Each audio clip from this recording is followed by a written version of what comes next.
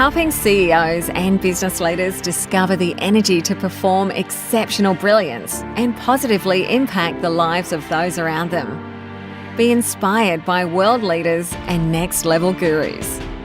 This is the Active CEO podcast, where the ordinary don't belong.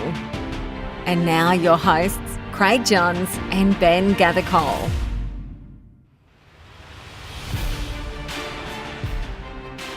On this episode of the Active CEO podcast, we have the pleasure of speaking with Indiran Padayachee, who is the founder, director, and CEO of Rentcorp Forklifts. Indiran immigrated to Australia in 1987 and has been building his business interest in his home town of Sydney. Along with his business interest, Indiran is also a dedicated and very successful Porsche Cup competitor, which is one of the most competitive one-make series in the world. With these incredible achievements, we thought Active CEO, where the ordinary don't belong, needed to spend some time learning from this humble and well-respected man. Indiran, welcome to the show. Oh, thank you. Indiran, thank you for spending time with us. And I know it's to fit something in like this is difficult. But what I wanted to really start with is there's a saying that fortune favours the brave. And you were obviously very brave with your family in 1987 when you immigrated from South Africa to Australia. Can you tell me a little bit more about how difficult that was and just some of that process? See, the process of migration from South Africa was, pretty difficult coming to Australia. Mainly the regulatory processes that we had to go through, and also I think the toughest part was leaving everything behind, leaving a very well established lifestyle, and picking up. And we were newly married. We had a daughter that was 1 year old. Picking all that up and leaving all that and coming to Australia, and coming to a land where it's totally unknown. We knew a few people here, but you're just coming to a place that's totally unknown. So basically, you're coming and starting your life from scratch. It's starting back to day one and moving up from there. What did you find the biggest challenge from a cultural perspective? The biggest challenge, I think, coming from South Africa was this family support. We didn't have that family net, and also the fallback with having your mom, your dad, your sisters helping out psychologically, helping out with the kids and things like that. And how difficult was it to set up a business here? Compared to being in South Africa, where you knew how everything worked. Here it took a while, because I knew initially that we didn't want to, because coming from South Africa, especially with the way the currency regulation is in South Africa, you could only bring a limited amount of currency out of South Africa. Basically, we ended up arriving in Australia with in 1987 $3,000 Australian dollars. That's where we started. Wow. So that's what we had when we arrived here. And a dream. And a dream, yeah, and a big dream, yeah. And now you're a qualified engineer. I came in as a qualified engineer. This is my first straight out of uni. I worked for Toyota in South Africa, so I did that, and then I worked with my dad for a while in business. And when I migrated to Australia, my first job was with Toyota, because I used the connections from South Africa to obtain the position in here. So I worked as a design engineer for Toyota in Australia. And what was your business dream? I knew I wanted to go in business. That was the focus. My work with Toyota was such that it gave me the stepping stone for what I wanted to do, and I had to work for somebody in Australia so to get to know and that's the only way you could do it, or probably the best way to do it is work locally and start to know what the local culture, what's acceptable, what's not acceptable. There's a lot of things that are very different to how Australians work to South Africans. Similar, but there's a lot of differences, a lot of fine differences. So working for Toyota was really good, because it gave me the background and also experience meeting customers, meeting people, being a design engineer. I did a lot of travel through Asia and Australia, so got to know a lot about the people, a lot about businesses, how they worked, And so gradually from there, the engineering part of it was something that we did. You had to do kids out of uni, but knowing that it was not going to go, there was a limit to where I could go with an engineering degree in Toyota. So I went back to uni, to Sydney Uni, and I did a Bachelor of Business in marketing in the marketing area. So that was part-time, just Saturdays, weekdays. And how long did that take to achieve? 3 years. Yeah. So I did that 3 years, and I completed that. But in the meantime, while I was doing that, Toyota was good in the sense that they moved me into the marketing side of the business, and which actually gave me the real exposure that I needed from a business sense to as a stepping stone. And they knew all along that my goal or dream was to start my own business. And back in those days, did you even know what sort of business that was going to be, or? Yeah, I knew. I knew, and I knew exactly. My focus was on the materials handling side of it, and that's where my expertise is, in materials handling. Right. And can you just explain that a little bit now for our audience? So, forklifts and materials handling is to do with fork trucks. I would say fork trucks in the general sense for people that don't know what materials handling is. Yep. Materials handling is anything that needs to be picked up and put down. Picked up from the ground, put it up in the rack, bring it back on the ground, and distribute to the customer. But to do that, there's a lot of mechanical equipment involved in it. So it encompasses a whole range of stuff that needs to. It's not only just a forklift. And so are you starting to develop the business more into the robotics world, where we're starting to see things a lot more automated versus the actual physical forklift that we're used to in the past? Yeah, in the last couple of years, it has gone down that way. More robotics, more automated picking. We're starting to work a lot with Chinese manufacturers actually at the moment, because they're more receptive to change, rapid change, than Japanese or the European manufacturers. So we're actually manufacturing our own branded equipment in China specifically for robotic picking and automated picking. And that brand? It's called Rentcorp. Rentcorp, yeah. And so that's your brand here in Australia, and obviously for your products overseas, Rentcorp. Yeah, Rentcorp would be the brand for the products that we're manufacturing. But our business, our core business, is based on Hyundai and Toyota. It must be pretty exciting that you're seeing your industry evolve over time. And for you, it's not just, all right, we've got forklifts and we're just renting those out. You're seeing progression in the industry, obviously through to the robotics and a changing way of that people think. That must be exciting for you to wake up every day and go, wow, we can change the way things are done. Yeah, see, I think in any industry, especially today, because with the way IT is, the rapid change in IT, rapid change in which is something that everybody's finding difficult to work out is the young generation, because historically we can work out what from historic data we can work out people's needs, people's trends, but the young generation that we had a forum a couple of weeks ago on trying to work out what the young generation wants, where they're going, and what they're going to do, and nobody could come up with a proper constructive answer, because they're not getting married. Their marriages are late in life. Their kids are coming late in life. Most of them not having kids. The spending trends are different, and there's no savings. Yeah. So it's money just rolling into it. And the thing that's probably the worrying part for all of us is availability of credit. Yes.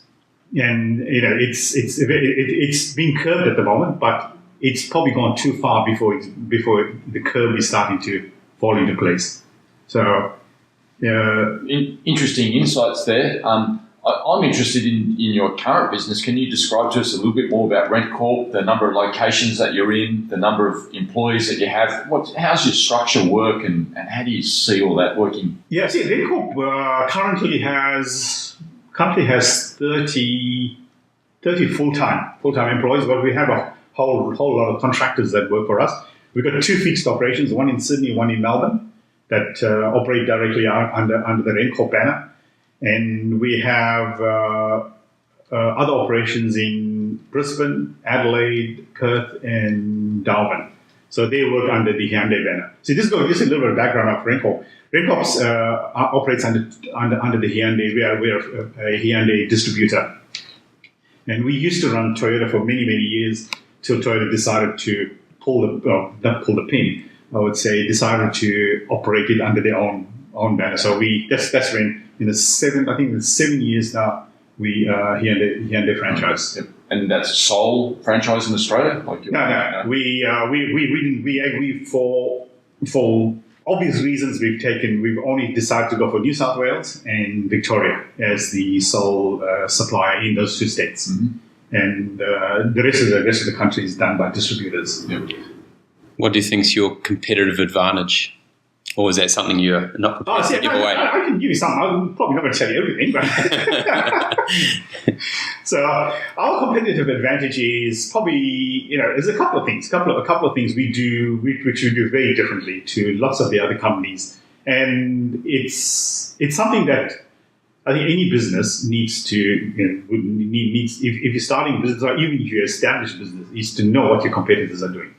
You spend a lot of time. You can't spend all your time worrying about it, but you spend a fair bit of time. You have to invest time in knowing what your competitors are doing, and also you have to invest time in not trying to copy, but finding alternatives, finding things that will be better and stuff that would match or better customers' expectations. Yeah. So and the things to do that, you have to focus on in-house training, empowering people. Providing exceptionally good service, and also the backup with it. Things that we do differently is financing. We innovate financing. So financing is a major part of our business because our business is fork trucks. I would say the fork trucks or the materials handling is probably the secondary part of our business. Our main part of our business is finance because it's the biggest part or core part of the business is finance. And you partner with a finance firm? Yeah, we do. And who's that? And how's that relationship? That's over a long period of time? Yeah, we partner with Zenith Finance. Richard Corder from Zenith Finance. He's been our finance, or you could call it broker or innovator for the last 21 and a half years. And the relationship, or I would say the provider of the major part of the finance provided is our relationship with Toyota, because Toyota Finance is our major provider. Mm. So they basically provide 99% of all our financing. So you're talking about your partnerships there. I suppose leading on from that, how would you describe your leadership style and involving that collaboration? And you talked earlier a little bit about empowering people. Yeah, see, in our business, we've over years, it's evolved. Over the last 21 years, it's evolved where we empower people. So first thing we have to employ the right people, get the right people in place, and once you've got the right person or right people for the job, you empower them and you give them full authority on what they need to do. So there's no interference because they have to be able to do what they need to do properly. And that's the only way to do that is to get the right people in the job. And we do that right from the guy that's cleaning the fork truck right up to our MD and our finance people. So would it be quite a horizontal structure, or is it vertical? There's probably a lot on a horizontal plane. There'll be a lot on a horizontal plane, but there are key people that are on vertical levels, at different levels above that horizontal plane. And one of those catchphrases that we hear all the time is about leaders micromanaging their people. Obviously, by the sounds of this, you're certainly not in that mode of micromanaging. You're quite happy to let people go out and make their mistakes if that happens, or make their success. So we allow people to do that, and we allow them to make mistakes. We can see the mistake a mile away. So we arrest it if it needs to be arrested, but we allow people to make the mistakes, and by making the mistake, they do learn, and they'll never make that mistake again. And also we have a thing called we have a discussion forum at work. If someone has an issue and they need to find a solution to it, you have to come back. You have to come with three solutions, three options.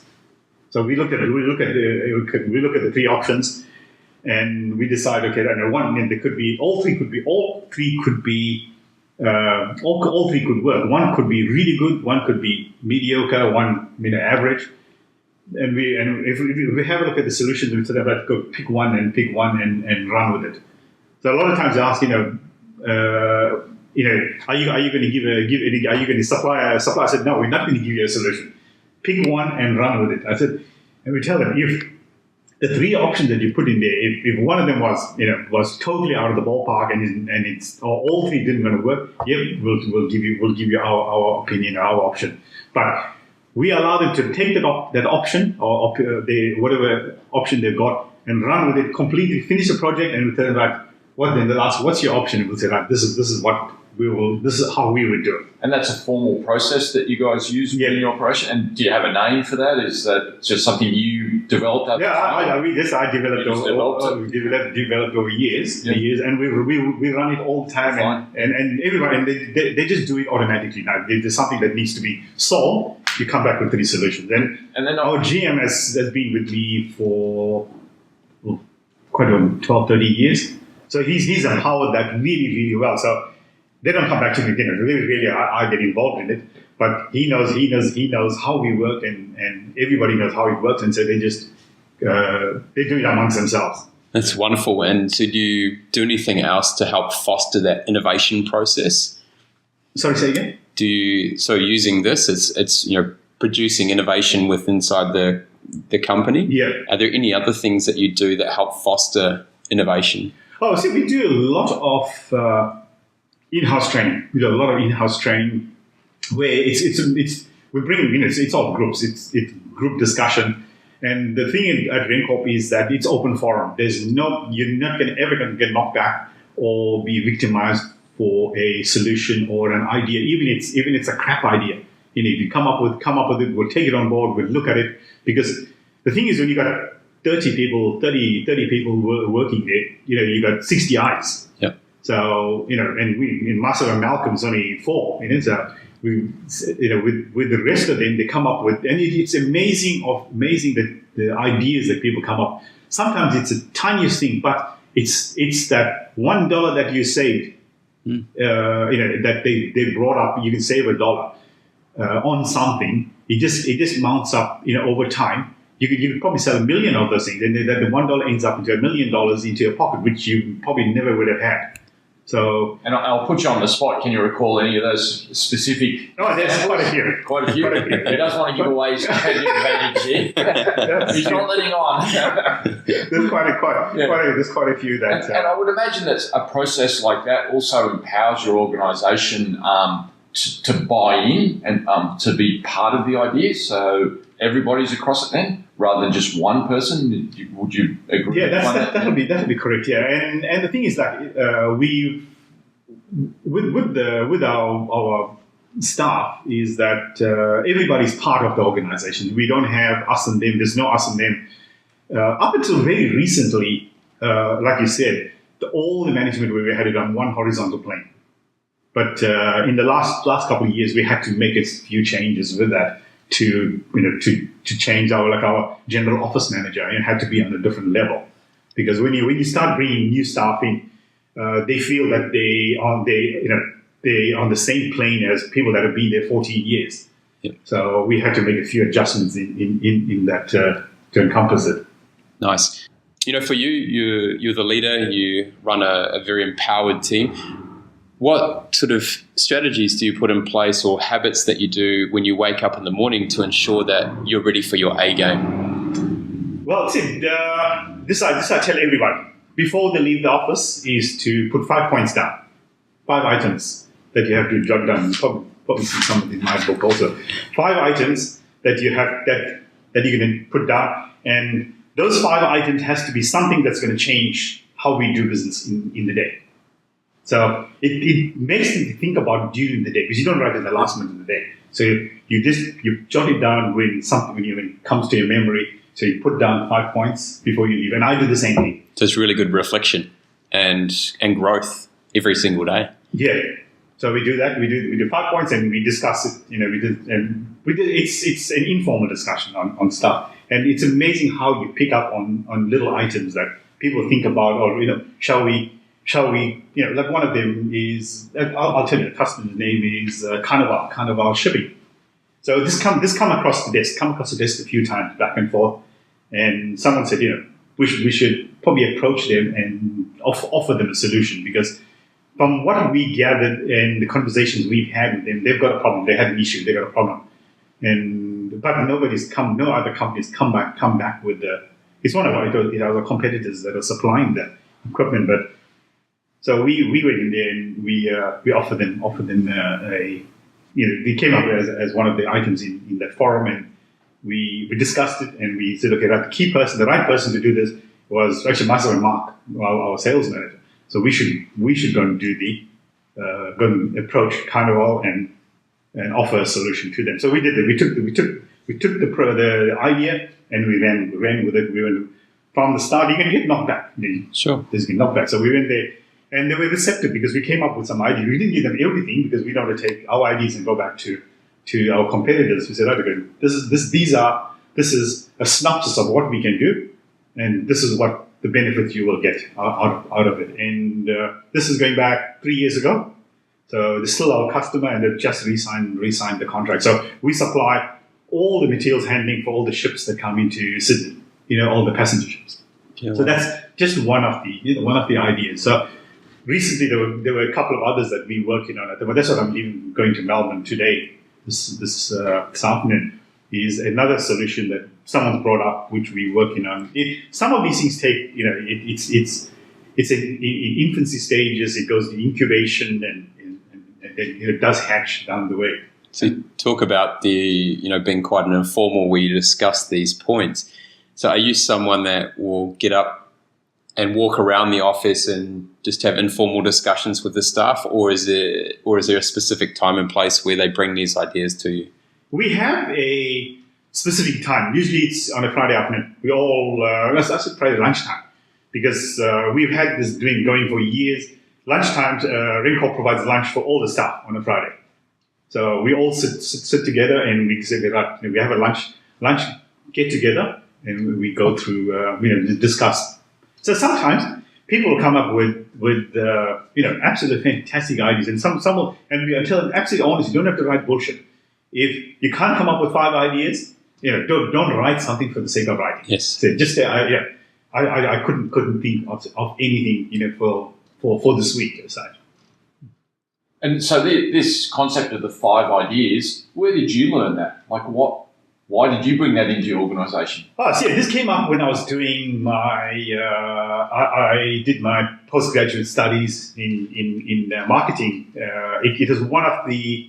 It was a very insignificant point that was brought up, because I did my marketing through Harvard, and it was a very insignificant point that brought up, and something that I picked up, and I said, no, that's a fantastic idea, because you can spend 5 years in uni and pick up one. If you pick up one terrific idea, it's well worth it. So it was one item that I picked up while in that.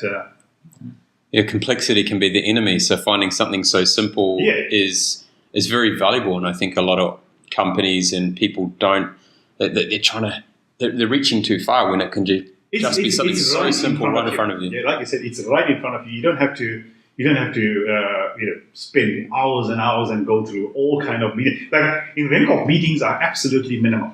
So we have one meeting on a Monday morning with our sales team. The sales team have a meeting, and I just get involved with that just to know what's going on, where we are with budgets, what are we going to meet year-and-day's numbers, for the month or for the year.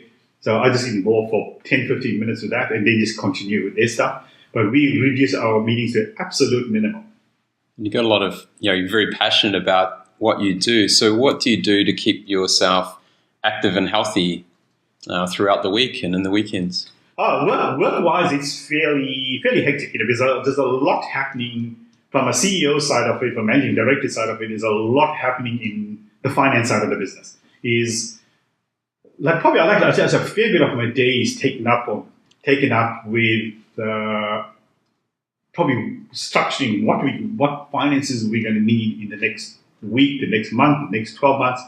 also all the deals that because it's a complex amount of deals that are happening at any particular time, and it's not only the finance side. We've got equipment that's coming in from Korea, equipment coming from China, equipment coming from Japan, from Europe, US. So we've got all the stuff coming in at different times. Shipping, some equipment takes 26 weeks, some takes 14 weeks, some 10 weeks. So all that has to come in and match a deal that's going to start in 30 days time. So that's where probably I spend a fair bit of my time in just make sure that overall all that is going to happen, and we're going to meet the customers' need from things that keep me active is that I do a lot of cycling. Yes. So I do probably two or three times a week if I can. And up in the national park behind here. I do actually. I cycle from here to Cronulla, which is 25k return, or I do from here to Waterfall, which is about 45 kilometers. And looking at the weather outside, it's a wonderful spot to be cycling. That's beautiful. Yeah, absolutely fantastic. And I do it really early in the morning, so I normally leave in winter around 6, in summer around 5.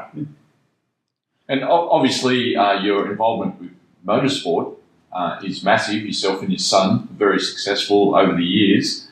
It seems to me that it's very closely aligned with your day-to-day business. It is. The reason I like motorsport is the competitiveness of it. It's probably aligned with exactly what we do at work, at Rentcorp. So both of them are very, very highly competitive, and I would say both are very intense. So I compare both of them to a racehorse, like a horse race, the Melbourne Cup. The moment the gates open, it's flat out from there. There's no time to rest. There's no time to think about, I'll get into the groove.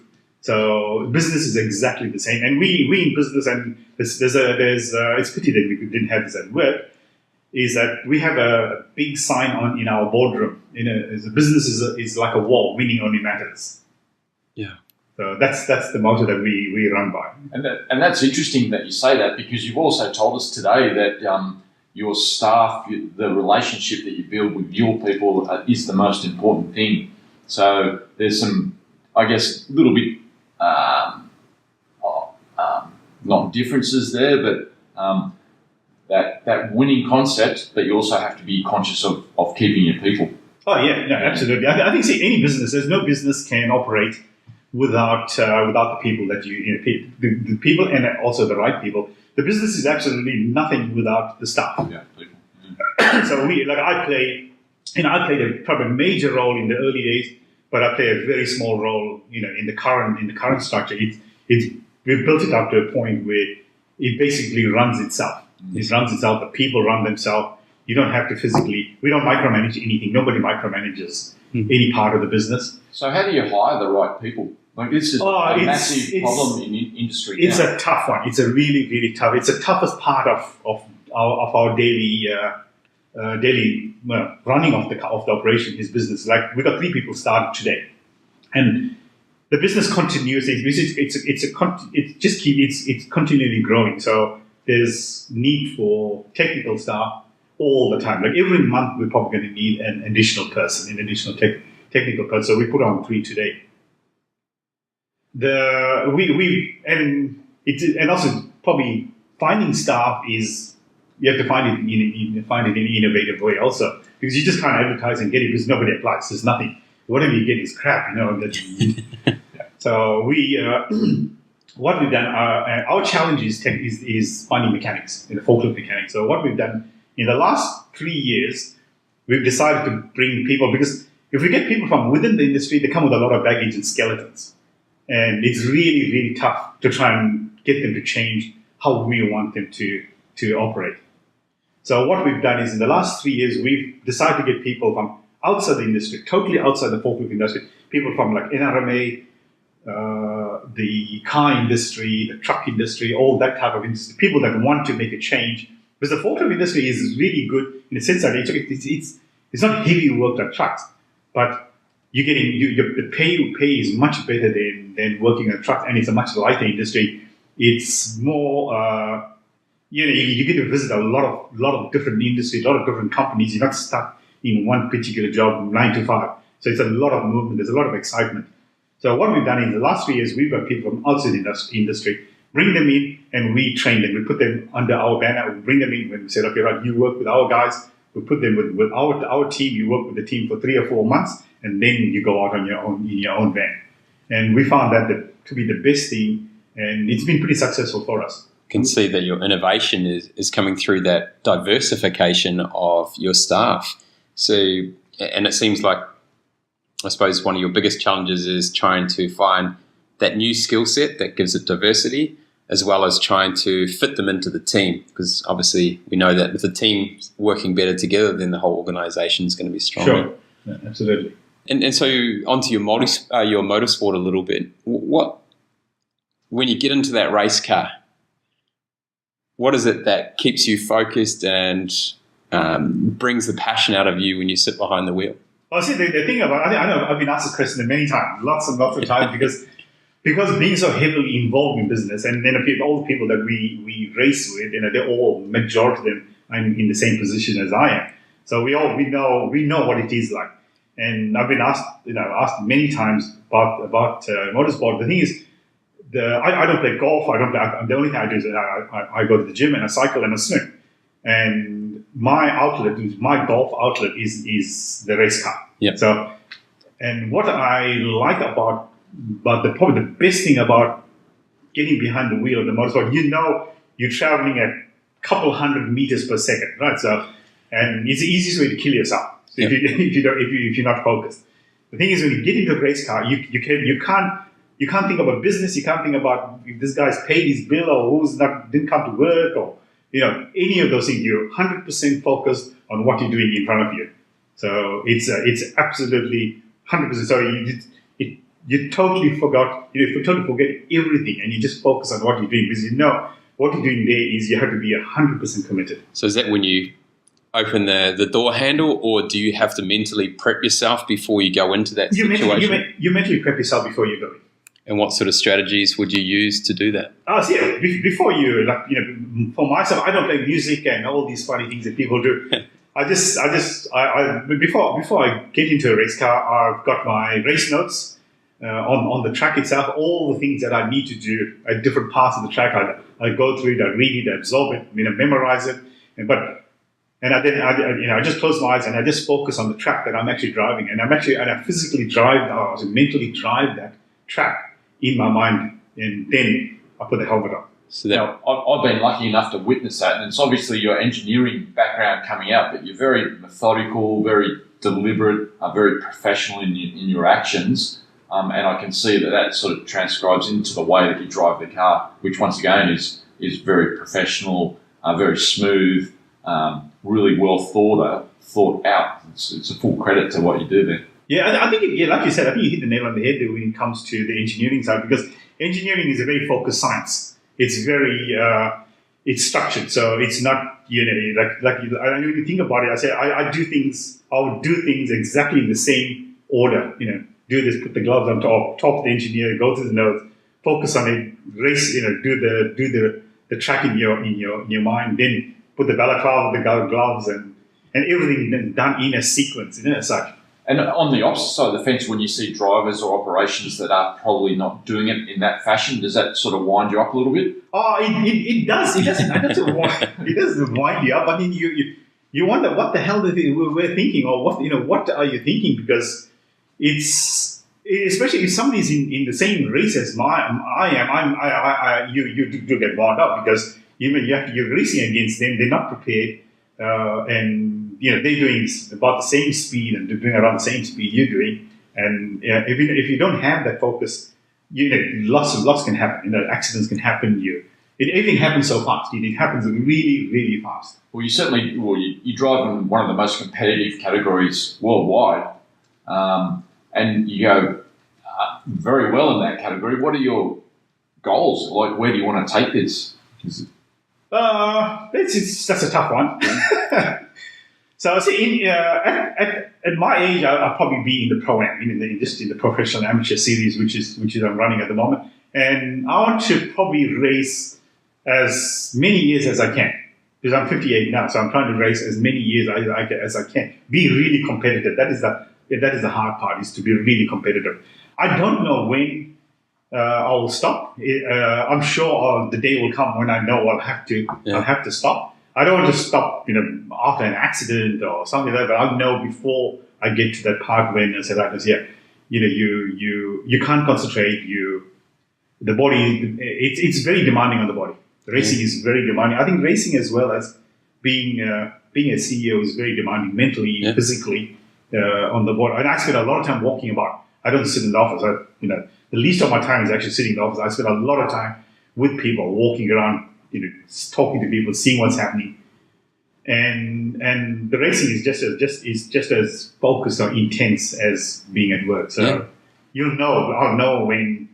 Probably I'll know someday when, okay, right, I have to jump off get out of the seat. I won't get out of racing completely. Yep. I'll probably get out of ultra competitive. This is ultra competitive. I'll get out of ultra competitive racing, and I'll probably do some other type of racing. A little more relaxed. Yeah. So we all know that smart people have great answers, but the best people have great questions. So our first question, we like to ask people 3 questions at the end. So the first one is, when was the last time you did something for the first time?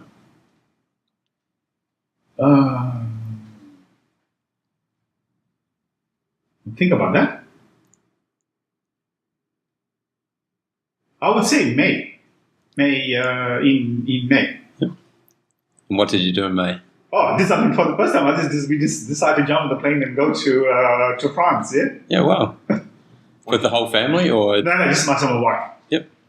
It's a nice romantic getaway. Yeah, we did, because we spent such a tough year,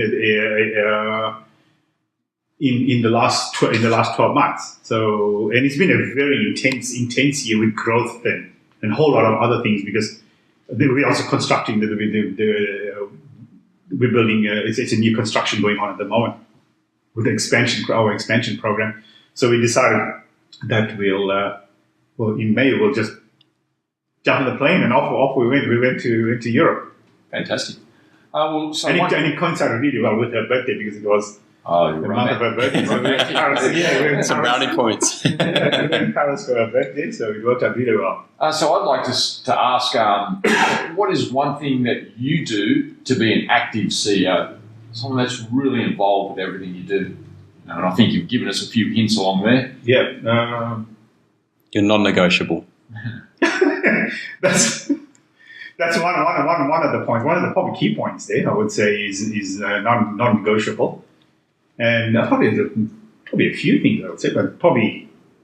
Look, it really resonated with me just then when you said that you're always up, you're always walking around, you're always engaging with your people. Yeah. So to me, that's a massive message and positive. Yeah, no, there definitely is. Definitely is. I wouldn't say non-negotiable. I think I'm very negotiable. I'll probably put it very bluntly. My license plate on my car says it all. It's my license plate says my way. My way. Okay, that's non-negotiable. Who's had the greatest impact on your career, and why? I would say the greatest impact on my career was my wife. And she's come from a very scientific background and very methodical. And I would probably put it in another way, or put it in a very layman's terms. I was like a free range, Yeah. And she's probably focused, put all my focuses into blinkers. Yep. So you can channel the energy and where you need to go. Oh, that's wonderful. It's been an absolute pleasure speaking with you today, Indiran.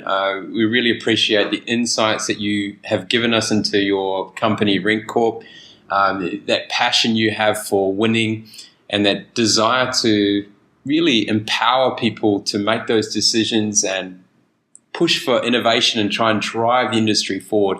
It's been a real pleasure. Thank you. No, you're welcome.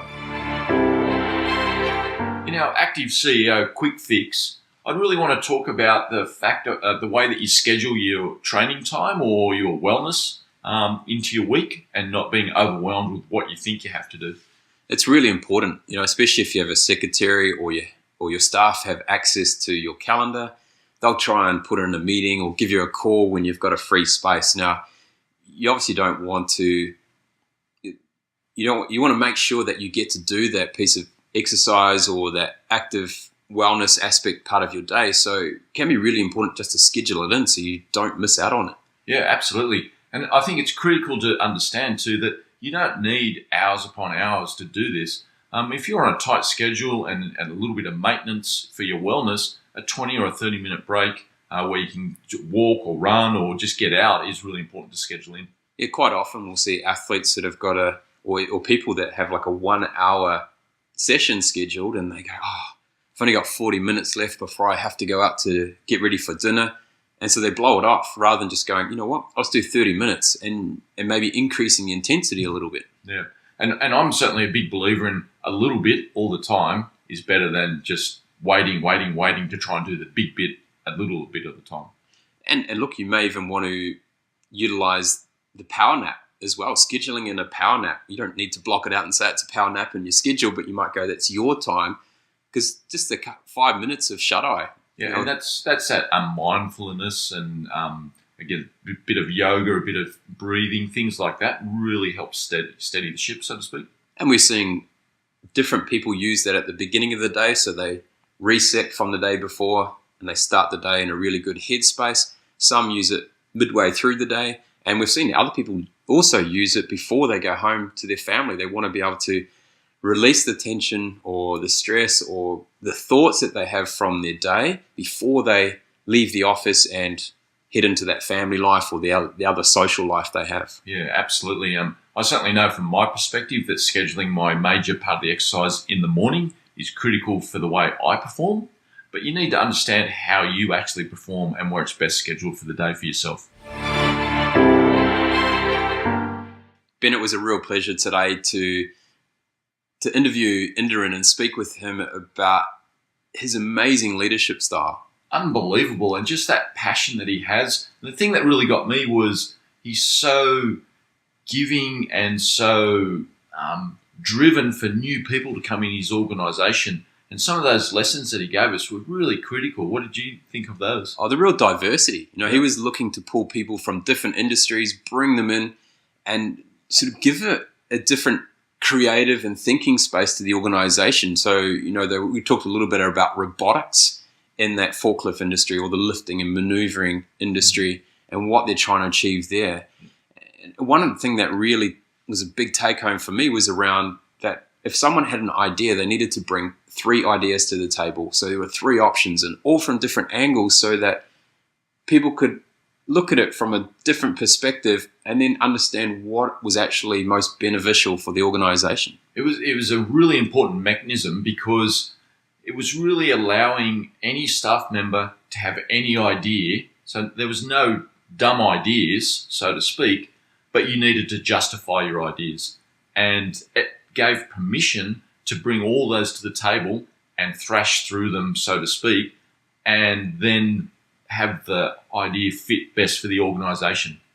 And he also talked about when people have ideas to also write down ideas at the end of each day. What went well, what didn't work well, and put 5 notes. Obviously, if they didn't have good idea, didn't have anything useful, not to put it down. That was the critical one. That's what I thought was really good.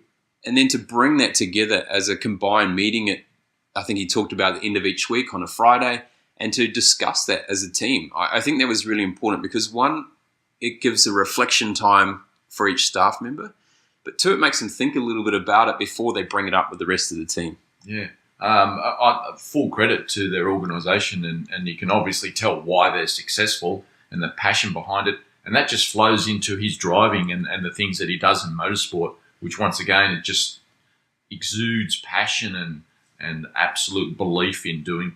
I think we could have talked for hours around his Porsche driving and his insight into what he does in that preparation time before he gets in the car. I mean, obviously it's Meticulous. A life or death situation where you are right on the limit the whole time, and his mental preparation was amazing. Yeah, absolutely. And I've been lucky enough to actually see him in that environment, and that preparation is meticulous. The professionalism from a driver that's not his job, second to none. Really, really impressive to see, and you can see that that goes through his entire work career.